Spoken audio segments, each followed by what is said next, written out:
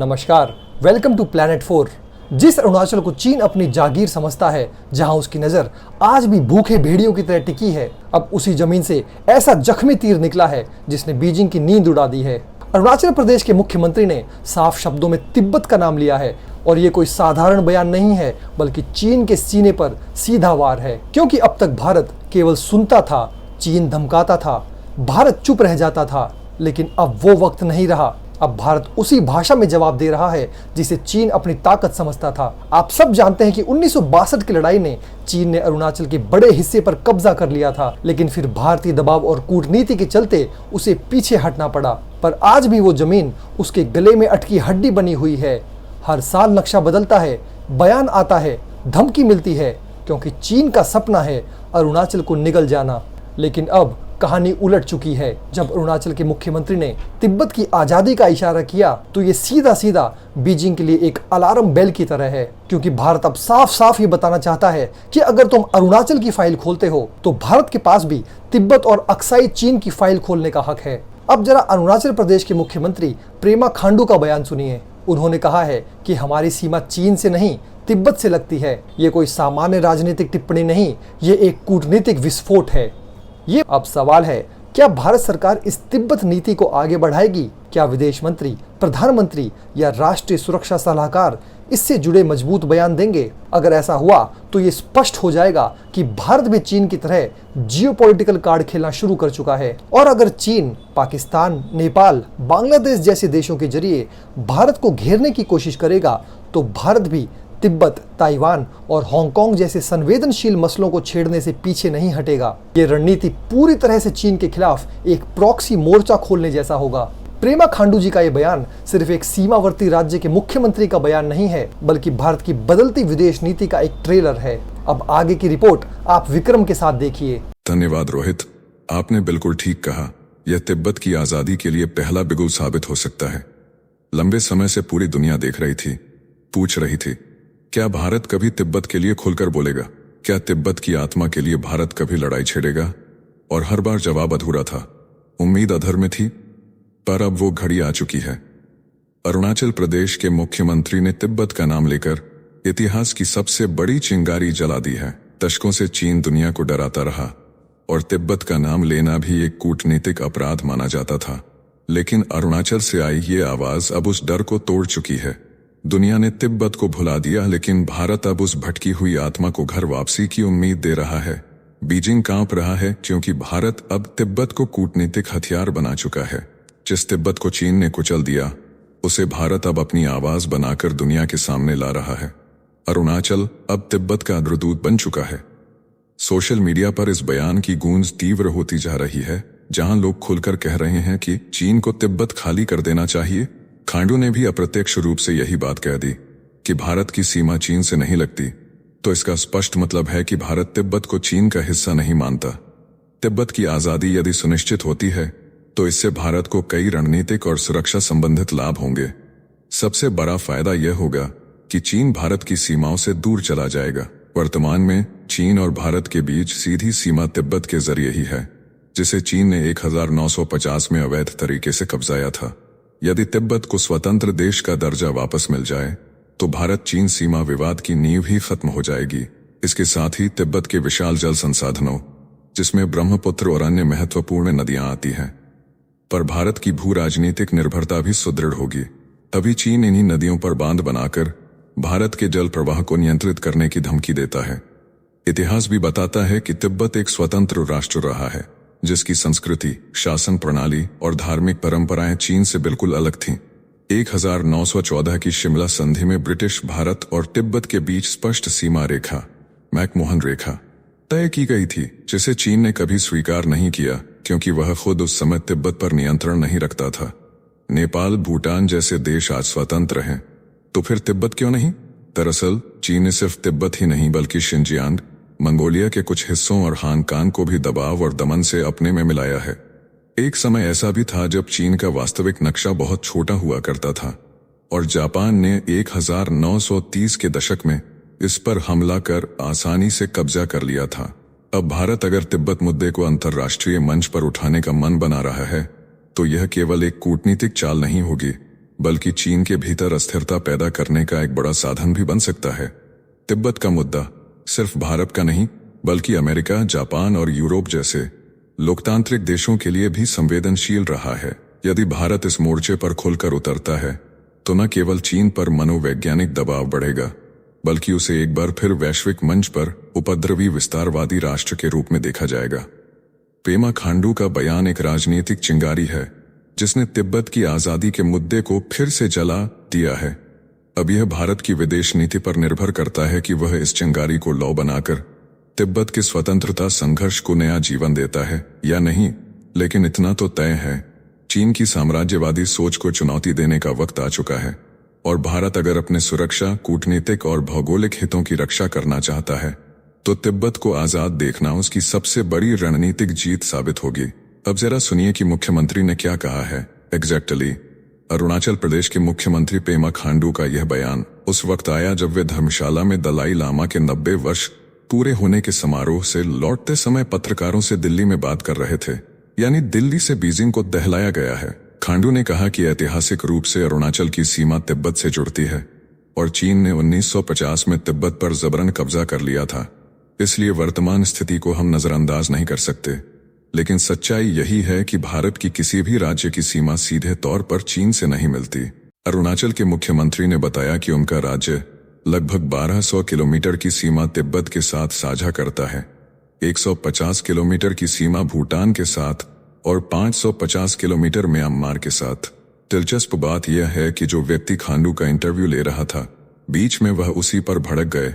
खांडू ने इंटरव्यू लेने वाले को तभी टोक दिया जब उसने अरुणाचल को चीन से लगने वाली सीमा बताया। खांडू ने कहा, यह ऐतिहासिक रूप से गलत है। इसके अलावा उन्होंने एक और बहुत ही इंपॉर्टेंट बात कही है। खांडू ने चेतावनी दी कि चीन द्वारा यारलुंग त्सांगपो नदी यानी भारत में ब्रह्मपुत्र नदी पर बनाया जा रहा दुनिया का सबसे बड़ा बांध अरुणाचल और अन्य पूर्वोत्तर राज्यों के लिए एक जल संकट का बम बन चुका है। उन्होंने कहा कि यह बांध हमारे अस्तित्व के लिए खतरा है और यह सैन्य संकट से भी बड़ी चिंता का विषय है।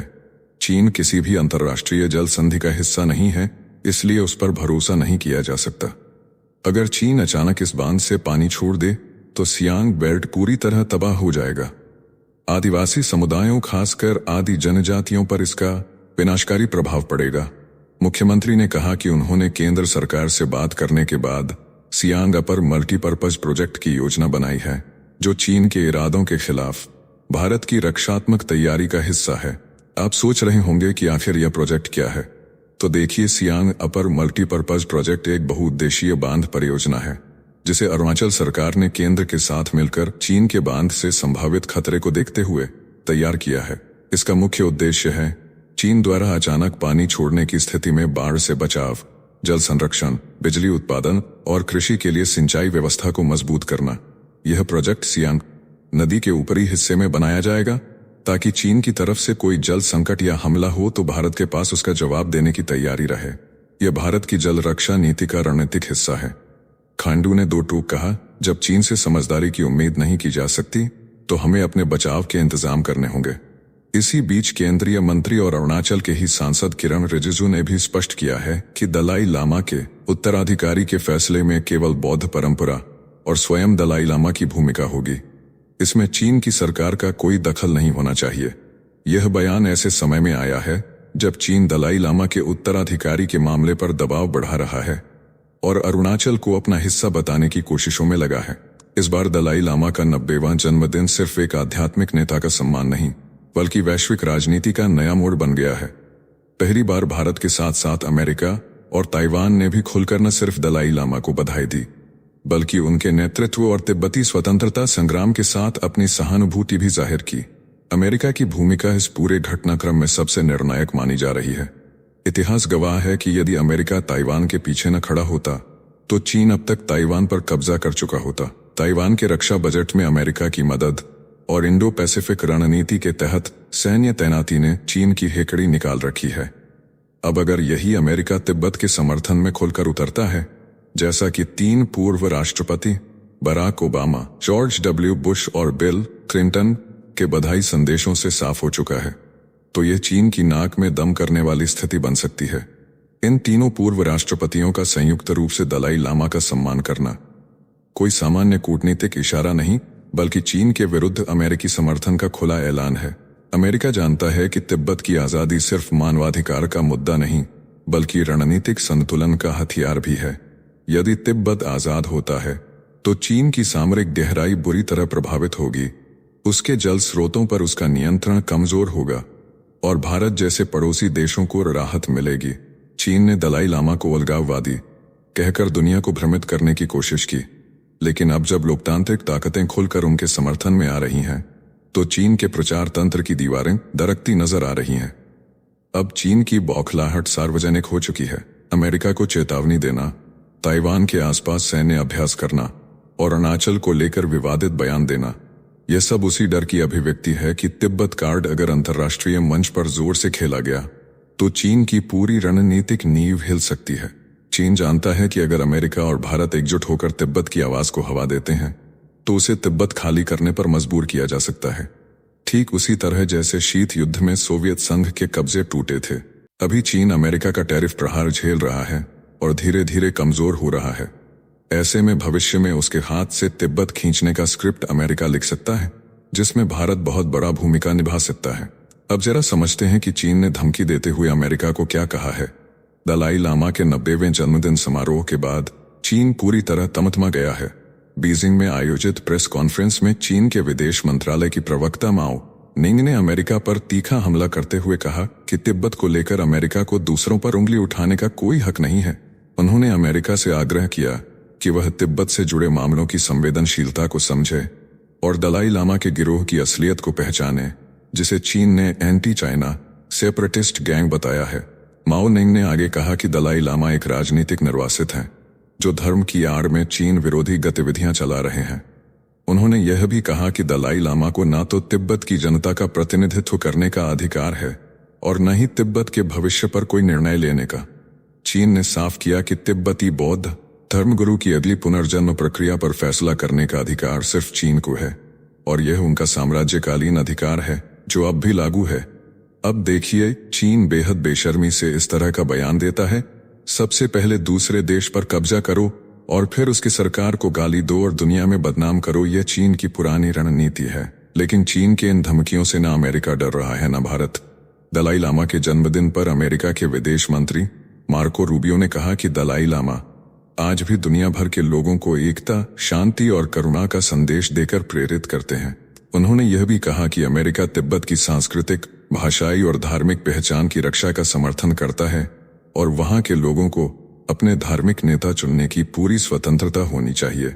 मार्को रूबियो पहले भी चीन की तिब्बत नीति की आलोचना कर चुके हैं। मई महीने में उन्होंने 6 वर्ष की उम्र में गायब हुए तिब्बत के 11वें पंचेन लामा गेडुन चोकी नेमा की तत्काल रिहाई की मांग की थी। यह वही पंचेन लामा है जिन्हें दलाई लामा ने खुद चुना था, लेकिन चीन ने उनका अपहरण कर लिया और उनकी जगह ग्याल्त्से नोरबू को पंचेन लामा घोषित कर दिया। पंचेन लामा वही धर्मगुरु होते हैं जो अगले दलाई लामा की पहचान में अहम भूमिका निभाते हैं। चीन के इस धार्मिक खेल और अमेरिका के खुलकर किए गए समर्थन ने तिब्बत को लेकर एक बार फिर अंतर्राष्ट्रीय स्तर पर भूचाल ला दिया है। इस वीडियो में फिलहाल इतना ही। जल्द मिलते हैं एक और नई अपडेट के साथ। जाने से पहले वीडियो को लाइक करके चैनल को सब्सक्राइब कर लें।